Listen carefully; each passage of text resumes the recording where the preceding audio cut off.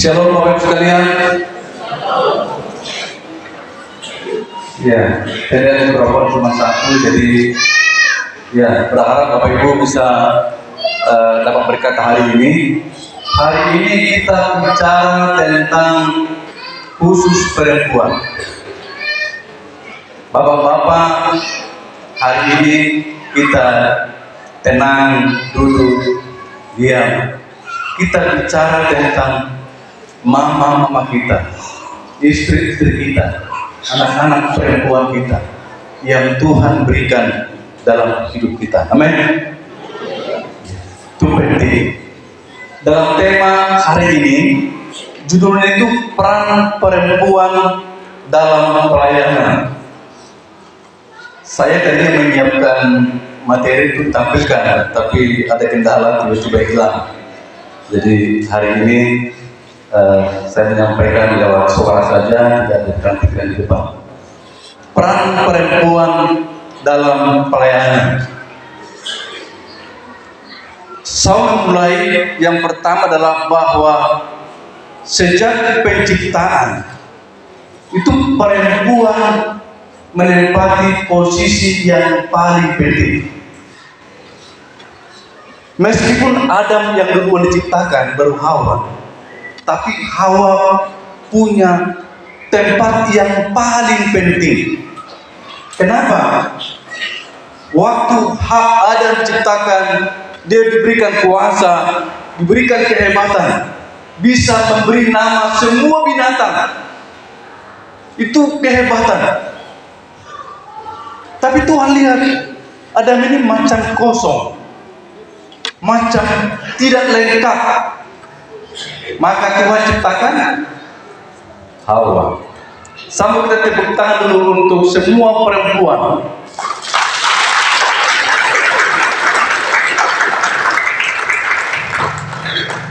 Hari ini yang biasa menyakiti para perempuan harus dengar hari ini baik-baik. Hari ini yang biasa mengabaikan perempuan dengar baik hari ini. Kita yang bos hari ini, kita yang punya jabatan hari ini, kita yang sudah hebat hari ini, itu datang dari mana? Dari seorang perempuan. Cuman kadang-kadang dari dulu saya dengar kalimat ini begini. Kalau anak-anak hebat yang dipuji siapa? Bapak, itu anak saja. Kalau anak-anak kurang ajar, dia bilang, itu mamanya itu. Ini bahayanya, Pak. Itu betul kan tidak? Betul kan tidak? Yang baik-baik itu bapak-bapak, yang jelek-jelek mama. Tapi mama dia sudah. Nah, kita mau lihat hari ini. Saya tidak bicara banyak beberapa perempuan, tapi saya mau lihat aja kita bersama-sama para perempuan hebat di balik pemimpin yang hebat. Yang pertama, siapa yang kira-kira tahu tentang Musa? Tahu ya? Ya, Musa itu lahir di Mesir. Dan kita tahu kejadiannya, Mesir itu tempat bangsa Israel diperbudak 400 tahun lebih. Dan selama 400 tahun mereka diintimidasi. Dan pada puncak pemerintahan Firaun yang sangat jahat, Firaun melakukan program genosida, yaitu memusnahkan satu umat secara luar biasa. Dia perintahkan semua rumah sakit, para bidan-bidan, dia perintahkan laki-laki bunuh semua yang lahir, harus dibunuh. Tapi ada seorang keluarga yang sangat sederhana. namanya Amram dan Yochebed. Nama mamanya ini Yochebed. Mereka seorang yang tertindas dan mereka akan melihat kami akan habis di Mesir. Tuhan tolong kami. Maka Tuhan berikan seorang anak laki-laki. Nah, waktu Musa lahir, pembunuhan sedang terjadi di seluruh Mesir. Hampir tiap hari ada tangisan di rumah-rumah orang Israel. Tiap hari. Mama mengandung pulang mana? Sudah dibunuh. Ini sebuah tragedi yang sangat luar biasa. Tapi perhatikan, coba perhatikan Ibrani 11 ayat 23. Ibrani 11 ayat 23. Hari ini saya baca banyak sekali ayat firman Tuhan. Saya harap kita dengar baik dan tulis saja mungkin kalau tidak sempat. Ibrani 11 ayat 23.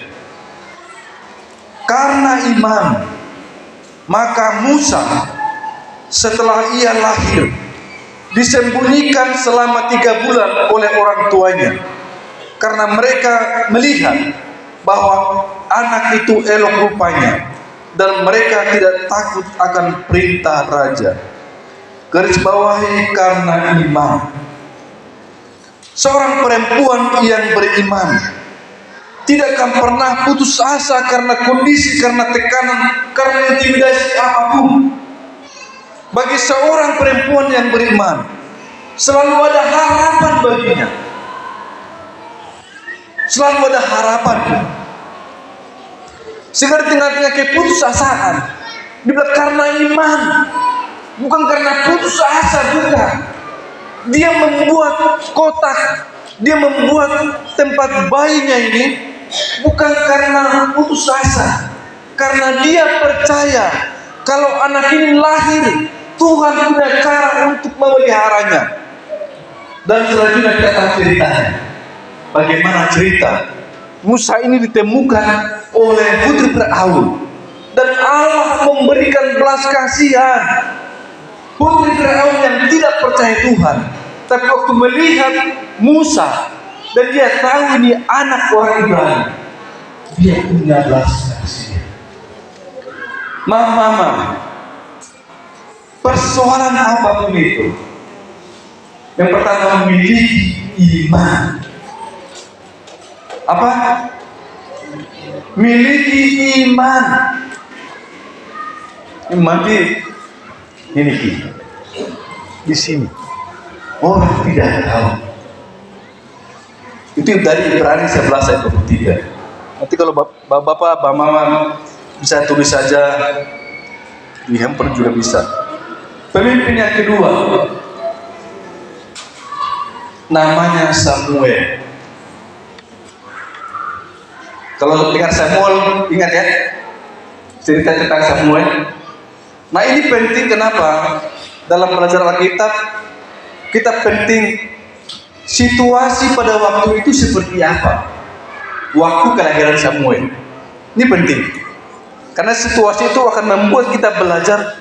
Oh, ternyata kalau bukan karena Tuhan, karena bukan karena seorang perempuan yang hebat, ini tidak mungkin terjadi. Karena kita lihat, kalau kita baca itu terakhir itu Hakim-Hakim 21 ayat 25, itu terakhir setelah Joshua meninggal, maka zaman Hakim-Hakim, maka Hakim 1 sampai terakhir, setelah terakhir ada yang terjadi. Hakim-Hakim 21 ayat 25. Maka pada zaman itu tidak ada raja di antara orang Israel. Setiap orang berbuat apa yang benar menurut pandangannya sendiri. Jadi itu kondisi pada waktu Samuel dilahirkan, bahwa bangsa Israel mereka melakukan apa yang benar menurut pikirannya, bukan firman Tuhan. Nah, itu sebabnya anak-anak Imam Eli namanya Hofni dan Pinehas, meskipun bapaknya hamba Tuhan, tapi anak laki-laki yang dua ini hari-hari kerjanya mencuri persembahan. Sementara korban dibakar, mereka ambil garpu 2, ditancap, ambil sambil makan. Kemudian mengganggu para perempuan-perempuan yang datang ke bait Allah. Itu yang dia lakukan. Kenapa? Karena pada waktu itu semua orang Israel secara moral sangat-sangat merosot. Tidak lagi menghargai kekudusan, tidak lagi menghargai firman Tuhan. Nah itu sebabnya Hana ya, mamanya Samuel, dia punya suami siapa namanya? Elkana. Elkana ini menikah dengan siapa duluan? Dengan Hana. Waktu itu langsung anak lahir kan tidak? Tidak. Waktu anak tidak lahir, Elkana bikin apa? Dia cari perempuan siapa namanya? Penina. Ya. Jadi ingat nama itu. Jadi itu yang terjadi, orang melakukan apa yang benar menurutnya. Tidak mau lagi dengan firman Tuhan.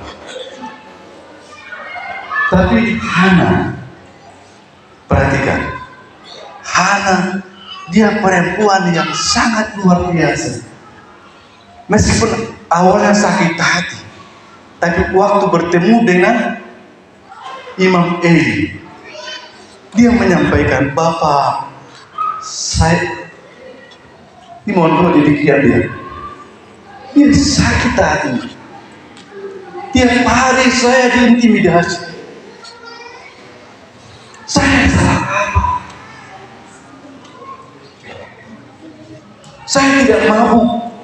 Karena Elia bilang, perempuan, kau jangan mabuk. Tidak Bapak, hati saya hancur. Saya jauh-jauh dari kampung kami untuk berdoa di sini. Waktu Imam Eli mendengar itu, dia berkata, anak, pulanglah. Tuhan mendengarkan doa. Waktu dia pulang, dia mengandung setahun kemudian lahirlah Samuel. Sekarang kita lihat apa yang terjadi. 1 Samuel 1 ayat 28. 1 Samuel 1 ayat 28. Demikian firman Tuhan. Maka aku pun menyerahkannya kepada Tuhan. Seumur hidup terserah ia kiranya kepada Tuhan. Lalu sujudlah mereka di sana menyembah kepada Tuhan. Hana, kita belajar hal yang dulu dari Hana. Hana ini dia sayang sama anak ini. Dia berdoa lama untuk anak ini. Tapi waktu lahir dia lebih mengasihi Tuhan daripada anak ini. Dan dia bawa kepada Imam Eli. Umur masih kecil. Kalau di sapi itu umur berapa hari? 8 hari. Jadi waktu 8 hari dia bawa ke bait Allah, dia bawa ke Imam Eli. Bapak, ini anak. Untuk anak inilah aku berdoa. Sekarang aku menyerahkan dia kepada Tuhan. Nah itu sebabnya Samuel bangkit menjadi pemimpin yang berbeda dari orang-orang pada zaman itu. Hari ini dibutuhkan para perempuan yang hebat seperti Hana. Jangan menyerah dengan orang-orang yang tukang mabuk, yang jual minuman keras di luar sana. Jangan takut nanti anak saya bagaimana. Para perempuan dibutuhkan hati siang malam. Tuhan, aku menyerahkan anak ini. Tuhan tolong dia supaya dia tidak hancur di tengah-tengah timika yang sudah rusak ini. Karena waktu itu juga terjadi. Lihat lingkungan, semua orang melakukan. Kau mau sendiri. Lihat orang, semua. Lihat anak pendeta saja, anak hamba Tuhan Imam Eli begitu. Lihat pencuri.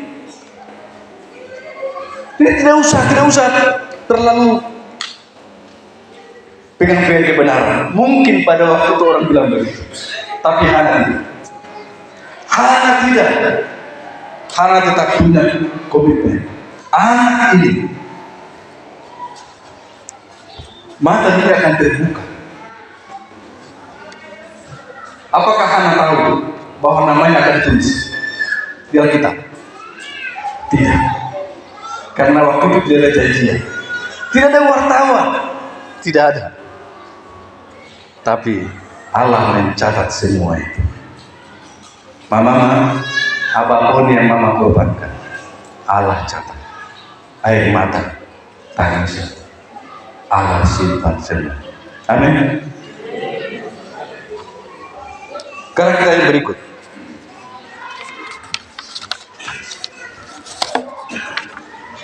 Karena kita masuk perjanjian baru, masih banyak dalam perjanjian lama perempuan-perempuan hebat. Kalau kita tuliskan hari ini, kita butuh waktu lama untuk menulis semua perempuan-perempuan hebat seperti Deborah, orang yang luar biasa dipakai Tuhan. Ketika laki-laki dalam menakut perempuan ini yang bangkit melawan orang Filistin. Banyak perempuan-perempuan yang lain. Kita lompat. Sekarang kita masuk perempuan hebat dalam kehidupan Tuhan Yesus. Satu yang saya catat yaitu Maria ibu Yesus. Maria ibu Yesus. Yesus Tuhan, tapi Yesus juga manusia 100%. Dia bertumbuh seperti biasa. Dia bertumbuh seperti anak-anak yang lain. Dia tahu lapar. Dia tahu haus. Dia tahu segala-galanya. Dia bermain dengan anak-anak yang lain. Dan Maria yang harus menanggung beban moral, melahirkan tanpa seorang suami. Apa kata dunia? Apa kata tetangga? Meskipun Maria berbicara, saya tidak melakukan dosa, tapi malaikat yang bicara kepada saya, ini Roh Kudus yang mengandung. Tapi apakah orang percaya? Kira-kira tidak mudah. Tidak mudah. Karena semua orang tahu yang namanya perempuan kalau hamil pasti ada laki-laki. Dan ini belum menikah. Maria harus menanggung beban itu. Dia jalan di pasar pasti ada yang mencibir dia. Oh, dia bilang Roh Kudus apa? Mungkin malu keluarga saja. Itu sakit benar itu. Dia bisa berkata, Tuhan, saya tidak mau, tapi kenapa Tuhan pilih saya? Kenapa harus menanggung semua omongan ini? Tapi lihat, Lukas 1 ayat 38. Maria bilang begini. Kata Maria, sesungguhnya aku ini adalah hamba Tuhan. Jadilah padaku menurut perkataanmu itu.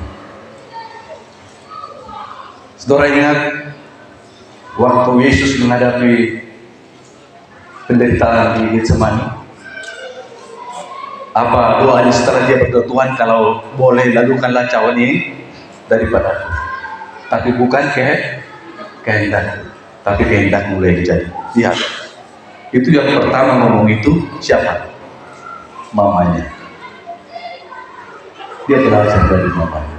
Sebagai anak manusia sejati, dia melihat teladan itu dari seorang mamanya yang tidak pernah memikirkan apa kata orang.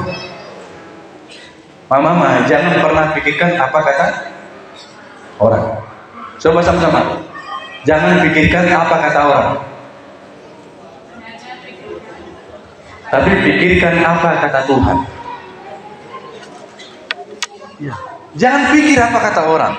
Jangan. Kalau Maria pikir apa kata orang, dia akan stres.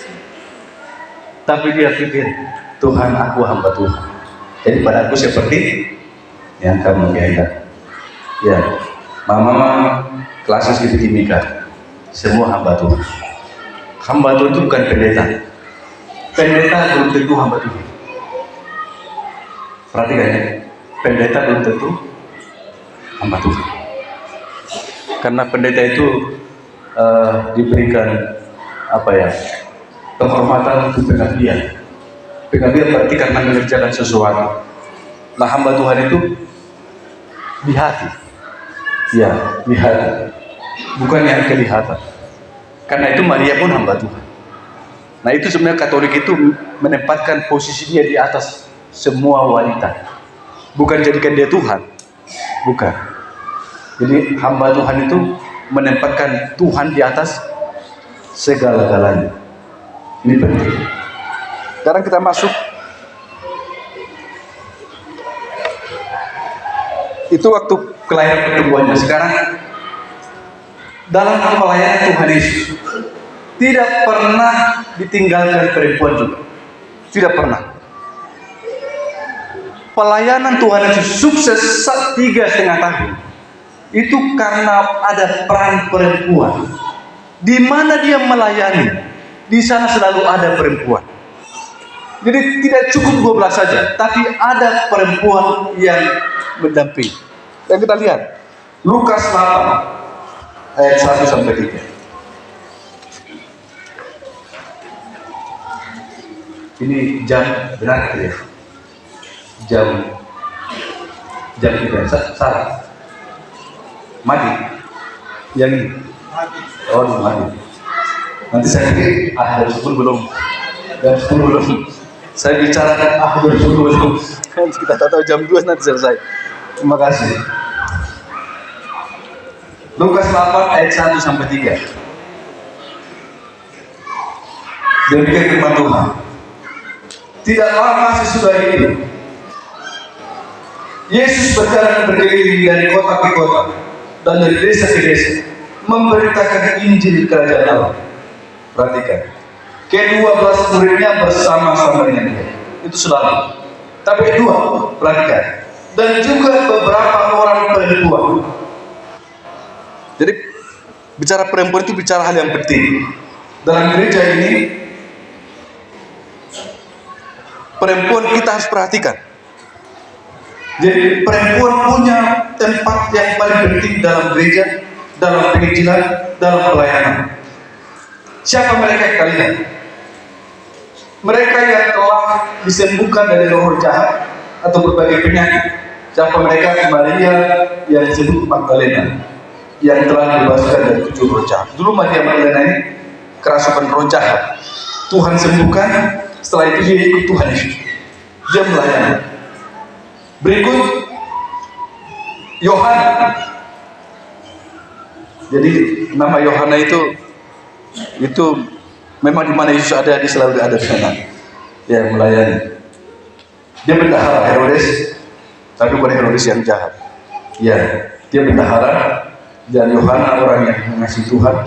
Yang berikut Susana. Jadi ada nama disebut, ada Maria Magdalena, ada Yohana, ada Susana. Dan banyak perempuan lain. Jadi banyak. Tidak dihitung, berarti banyak. Berarti bisa lebih banyak dari 12 orang. Berarti perempuan-perempuan yang membantu Yesus itu bisa lebih banyak dari laki-laki. Bisa. Tapi seringkali yang ditulis pelayanan laki-laki. Betul tidak? Yang ditulis banyak pelayanan laki-laki. Tapi seringkali yang mendampingi itu ya orang lupa, tidak tahu. Tapi gereja ini tidak pernah melupakan. Makanya hari ini ada hari ulang tahun perempuan ini. Perempuan-perempuan ini melayani rombongan ini dengan kekayaan mereka. Kekayaan. Yesus Tuhan, dia bisa buat mujizat. Dia bisa. Meskipun demikian, dia dengan rendah hati. Mama, mari, saya perlu mama.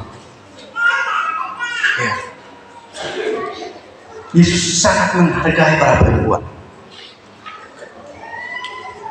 Kita kadang-kadang bapak-bapak ini kalau mau bicara perempuan, berusaha bicara.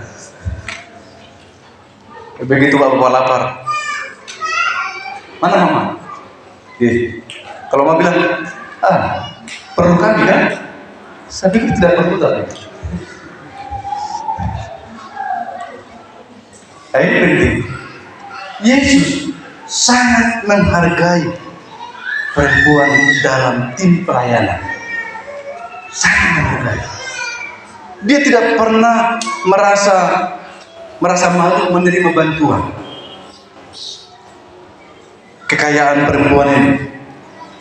Jadi dulu banyak juga perempuan yang punya usaha, ya, punya usaha dan mereka terus mendukung pelayanan. Nah, hari ini dari pusat sampai jemaat lokal, Tuhan hadirkan para perempuan-perempuan hebat dalam gereja untuk memperhatikan pelayanan. Tepukan mereka. Berikan Tuhan untuk mereka.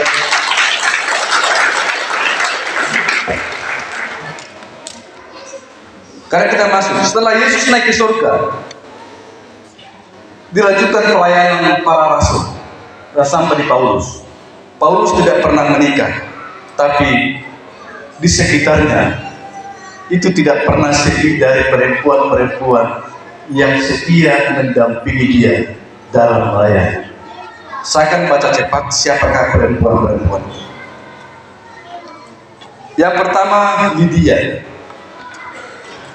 Lydia ini dia seorang penjual kain ungu dari Tiatira. Dan waktu Paulus melayani ke sana, perempuan ini kan waktu penginjilan dulu di pasar-pasar. Sementara jualan, Paulus berdiri sampaikan Injil. Perempuan ini memperhatikan.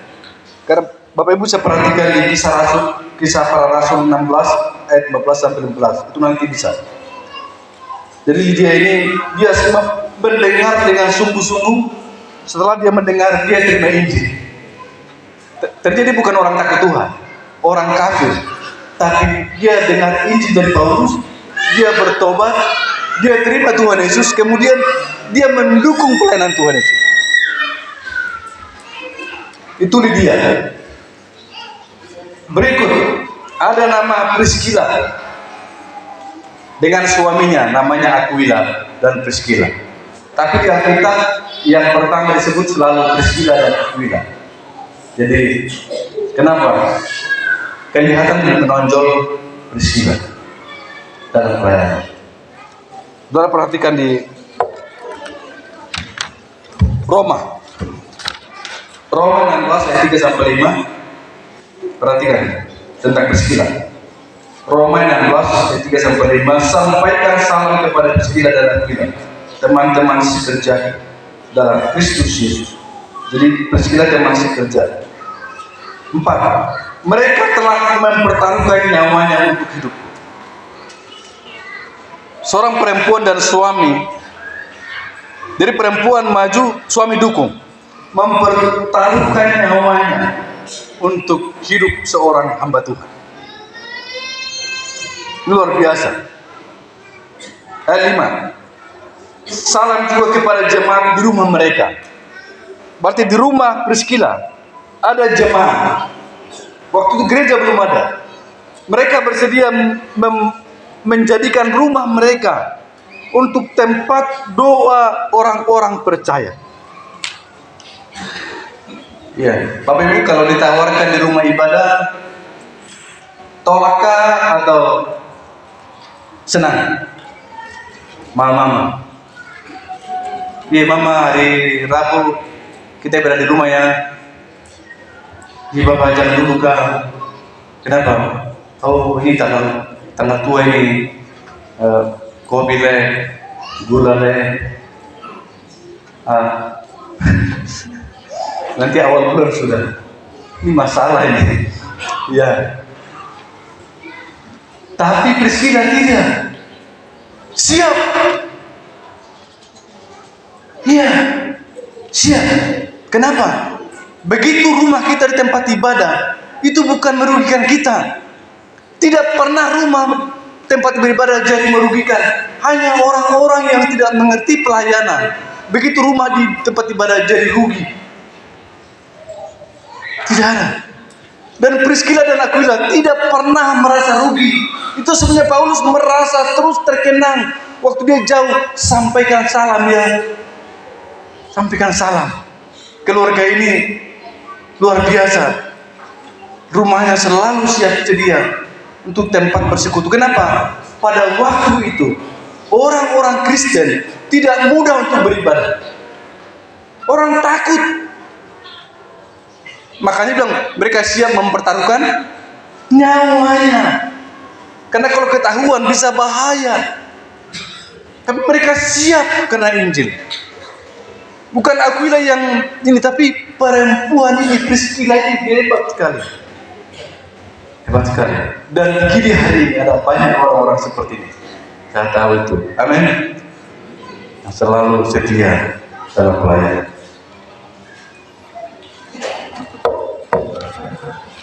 Kita mau baca semua kah atau tidak usah ya? Banyak. Ada Febe, ada Maria, ada Yunias. Itu di Roma 16 ada Trifena, Trifosa, Persis, Yulia, Eudia, Cintike. Siapa lagi? Ada lagi mamanya, neneknya Timotius, siapa namanya?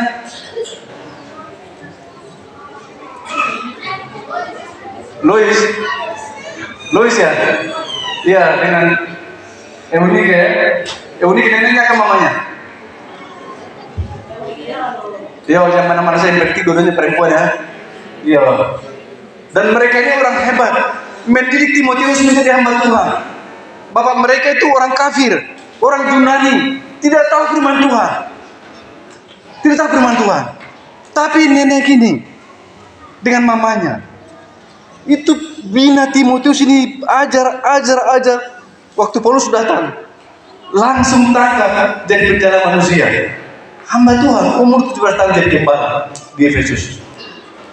Masih banyak. Dan semua itu adalah karena perempuan hebat. Terakhir, kalau saya baca nanti waktu lama, apa pelajaran penting dari semua perempuan hebat di atas? Karena itu mereka sudah berlalu, tapi kita belajar dari mereka. Nah, pelajaran pertama untuk para perempuan, untuk menjadi perempuan yang dapat berperan dalam pelayanan, kita harus satu, memiliki iman yang benar. Seorang perempuan harus punya iman yang benar. Kalau iman yang salah, maka nanti pelayanan salah. Semua orang bisa berkata beriman, tapi harus iman yang benar. Karena itu perempuan harus belajar firman Tuhan. Kalau ada persekutuan kaum mama, jangan malas. Belajar di situ. Belajar firman Tuhan. Yang kedua, perempuan yang dapat berperan dalam pelayanan harus memiliki kasih yang benar. Jadi tidak cukup hanya iman yang benar, tapi harus ada kasih yang benar. Karena iman itu dalam hati, tidak ada yang tahu. Tapi kasih itu harus nyata. Nah, iman itu memproduksi. Jadi iman itu dalam hati. Iman itu memproduksi semua kebenaran. Iya. Karena itu iman timbul dari pendengaran. Pendengaran akan firman Tuhan. Kalau tidak pernah baca firman Tuhan, malas kebaktian, malas persekutuan, tidak mungkin bisa memiliki iman yang benar. Harus iman yang benar. Waktu iman yang benar, maka iman yang benar itu seperti biji sesawi. Waktu dia ditanam, dia akan tumbuh, toh? Nah, waktu kita beriman benar, dia akan bertumbuh pelan-pelan, dan dalam itu diproses. Maka Roma 5, buah roh yang pertama adalah kasih. Jadi kasih tidak bisa produksi sendiri. Kasih harus dari iman. Tidak begini. Tidak semua orang yang memberi karena kasih. Perhatikan ya. Tidak semua orang yang memberi karena kasih. Tapi orang yang memiliki kasih harus memberi. Makanya Paulus berkata, sekalipun aku memberikan seluruh hartaku, tubuhku dipakai untuk orang lain. Kalau tanpa kasih, ya itu tidak ada gunanya. Jadi yang salah bukan pemberiannya, tapi pemberian itu, pengorbanan itu harus lahir dari kasih yang benar. Ya. Kenapa? Kalau nanti kita lomba-lomba memberi, takutnya kita lomba memberi karena bersaing, karena beradu. Dia kasih, saya kasih. Dia maju, saya kasih. Ada belum maju, saya duduk dulu. Itu tidak. Tidak lihat orang, tidak tunggu orang. Ya, karena itu dari hati. Yang ketiga, memiliki motivasi yang benar. Ketiga ini, iman yang benar, kasih yang benar, motivasi yang benar. Semua pelayanan harus untuk kemuliaan nama Tuhan. Amin. Pelajaran kedua, kita yang ada hari dalam ruangan ini, sama kita sejenak merenungkan hidup kita masing-masing. Saya pernah mendengar dan membaca, dan saya sendiri lahir dalam keluarga. Seorang mama, dia bisa melahirkan 6 anak, 7 anak, 8 anak, membesarkan, menyekolahkan sampai mereka sukses. Tapi 6 anak yang sukses, untuk memperhatikan seorang mama yang sudah tua, kadang-kadang ribut dulu 6 anaknya. Betul kan tidak? Akal aja, kan sudah. Ya. Semua berkat yang kita nikmati hari ini, itu mama-mama yang sudah tua, yang sudah susah. Coba kan buat mama-mama yang masih ada bahagia. Dari kita kecil, mungkin kami 8 bersaudara. Bapak saya sudah meninggal, belum ada yang menikah. Saya menangis kalau dengar ini. Jadi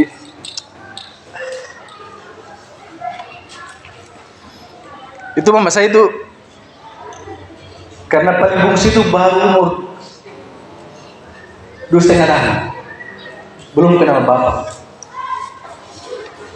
Baru kami harus makan, belum ada yang kerja. Pagi-pagi mama kerja di kebun orang. Waktu saya ingat satu hari gaji itu 500 satu hari. Pergi pagi-pagi, baru gajian itu setiap hari Senin, karena pasar di kampung saya hari Senin. Ya. Dan tetangga-tetangga bilang, "Mama, anak banyak ini, masih muda. Kami sudah. Kasihan, siapa yang ngurus anak-anak?" Mama bilang, "Tidak, saya sanggup. Saya bisa." Tiap pagi itu yang dilakukan. Dan hari ini semua hidup. Dan saya bersyukur hari ini, justru karena anak-anaknya mengeluh, bukan karena tidak mau, tapi mengeluh, "Mama ini kenapa tinggal di sana terus? Kita tidak baik kan?" Ya, coba kunjungi satu-satu kami.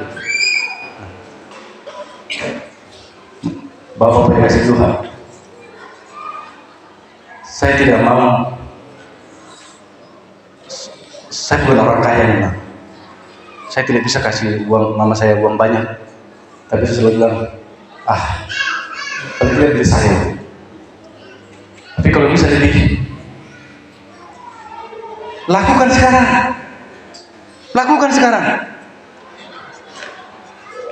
Kita kecil-kecil, mereka ke kebun, bawa skop, bawa ini semua, pulang malam, hujan. Kadang-kadang mama di kebun, kita menangis di noken. Iya, ini anak baru kejar dia. Sementara lagi makan, kita berada di celana, masih di noken. Mama lapar tapi kasih air sedikit, air minum dicuci sedikit, baru tinggalkan makanan hanya untuk kita. Kita sekarang sudah hebat-hebat, tapi untuk lihat mama saja Tapi di sini tidak ada, hanya orang-orang tua saya. Ini orang-orang yang sangat perhatian mama. Tepuk tangan dulu.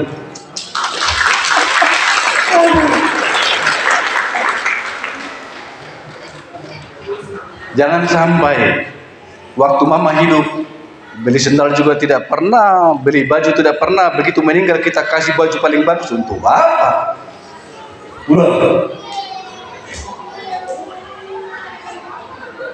Kita tinggal di rumah mewah, bagus-bagus rumah kita, orang tua kita rumah, tinggal begitu terus dari dulu waktu kita lahir di situ, kita besar di rumah besar, tetap kita kunjungan rumah kita masih begitu, baru setelah mati kita bikin kuburan besar. Itu ada gunanya kan? Itu ada gunanya. Jadi mama yang masih ada, kejar dia. Mama ini wah. Kalau mama tidak ada, saya juga ada. Dalam hari perempuan. Mari. Bapak. Mungkin aduh, saya mau sayang mama, tapi mama sudah pergi, terlambat. Ada mama di rumah, ada istri, anak-anak, memperbaiki kesalahan. Saya tidak bisa lagi sayang sama mama yang melahirkan saya, tapi mama ini yang melahirkan anak saya harus sayang dia.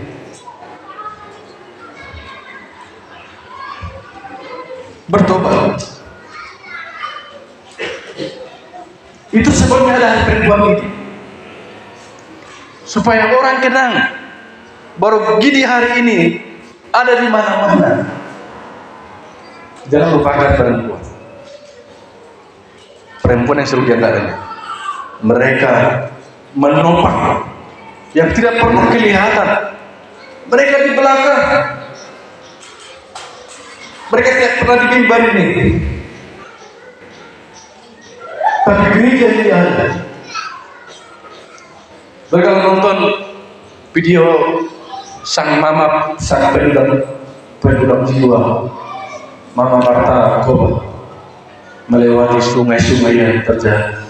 Itu mama untuk mencari jiwa-jiwa. Dia bukan cari nyembah, karena dia tahu kecilnya kakak itu bukan yang baik, bukan. Kalau Injil berhenti diberitakan, selesai. Karena itu mari semua kita dukung. Mama jangan berkecil hati, jangan minder, bangga terus, bangga dengan tanah, kompak terus satu sama lain. Puji Tuhan. Ya. Bisa katakan siapa hari ini yang masih mama kandungnya masih ada? Ada tidak? Mama kandung, mama yang melahirkan yang masih hidup, coba katakan. Wow.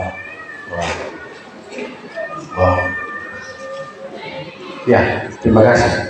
Ini kesempatan. Ya, tapi yang sudah tidak ada rasa puas. Tuhan, saya sudah lakukan semua yang saya mampu. Saya sudah perhatikan mama. Saya sudah berikan semua. Sekarang Tuhan panggil dia. Tidak ada penyesalan bagi saya. Saya bersyukur kepada dia. Ya. Saya tadi waktu Pak Waya ke depan, saya menangis karena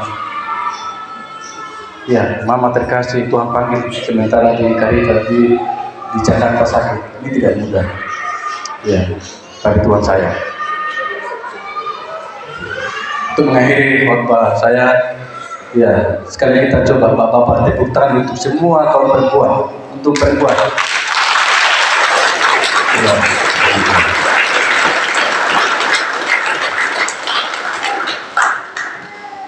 Hari ini jaga para perempuan, lindungi mereka, perhatikan, rawat mereka, karena mereka adalah aset gereja.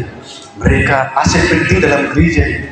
Jaga, jangan sakiti hatinya, jangan lupain hatinya. Jaga mereka baik-baik, supaya kita melayani bersama-sama. Kita berdoa.